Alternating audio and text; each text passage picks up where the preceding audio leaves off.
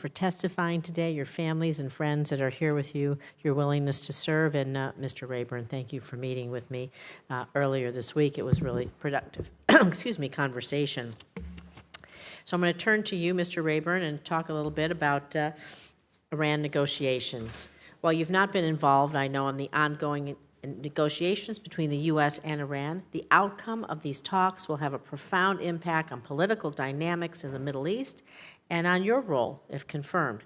So as you mentioned in our conversation earlier this week, while Iran is at its weakest point in decades, we need to ensure it doesn't rebound. So I'd like to ask you about what you think a U.S.-Iran deal can and should look like, and how can we best take advantage of this historic low point for Iranian power in the region, and in addition to focusing on Iran's nuclear program, should a potential deal with Iran also address Iran's proxy support for terrorists and the use of ballistic missiles?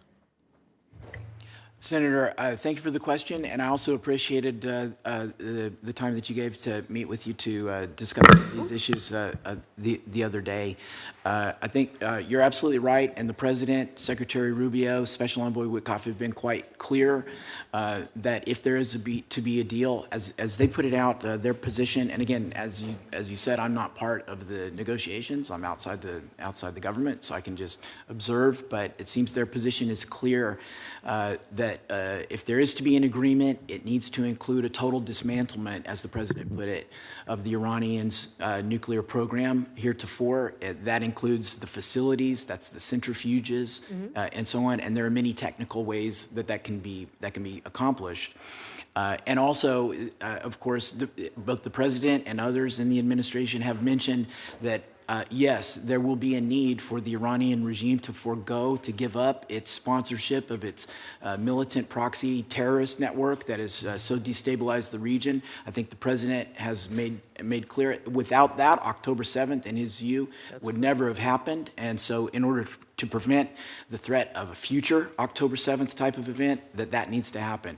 I think also there's a general consensus on the need for the Iranian ballistic missile and UAV programs, which are being proliferated now, for example, and being used in Ukraine to great detriment, for those to be restricted as well. Thank you. I'm going to stay on this topic a little bit and talk about the Abraham Accords expansion.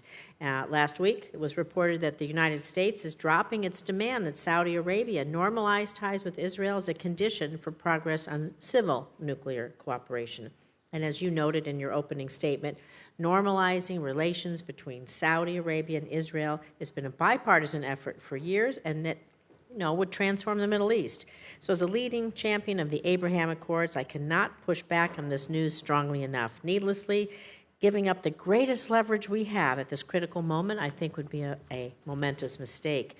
So, Mr. Rayburn, do you think it'd be wise to drop the demand for normalization from Saudi Arabia as a part of a deal to access civilian nuclear capabilities? Senator, thank you for the question. I don't have visibility on the negotiations that have gone on, the engagement that's going on concerning normalization process. To my mind, just as a longtime analyst, observer of the region, I think normalization between Saudi Arabia and Israel is going to happen. It's bound to happen because it makes so much sense. The logic is so strong for both sides, for the surrounding region, and for the United States. So I think I have confidence that there can be a diplomatic path forward to making that happen, and not in the not too distant future. Thank you. And I'm going to stay with you on this question, and I'll go very quickly because we have to prevent the rise of extremism in Syria. We know that there are detention camps in northeastern Syria. I'm going to go very quickly. We have to repatriate people from the camps of these third-party nationals. This must happen. It has to happen thoughtfully.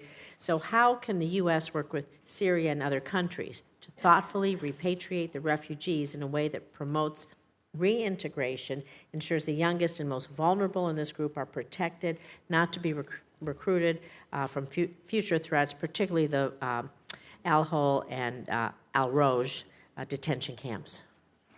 Senator, thanks for raising that. You are right. Those are in a lot of ways, the people that are housed there are the remnants of the ISIS caliphate, and if it's not addressed, it constitutes sort of a ticking time bomb. It's something that has to be addressed. You're right. The de-radicalization has to be part of that. I think also there really has to be a redoubling. And again, I'm not involved in this, so I'm not trying to say this kind of diplomacy isn't happening right now. There really does need to be a ramping up, I think, of our diplomatic efforts to get third countries to accept the repatriation of their nationals back into those countries, so that they're not there in northeastern Syria, just sort of waiting as a danger that could happen. Thank you. I really appreciate it. Thank you. Senator Scott, I think you and I are the only ones here, so I will yield to you, my friend. Thank you, Senator Rosen. Well, first off, congratulations.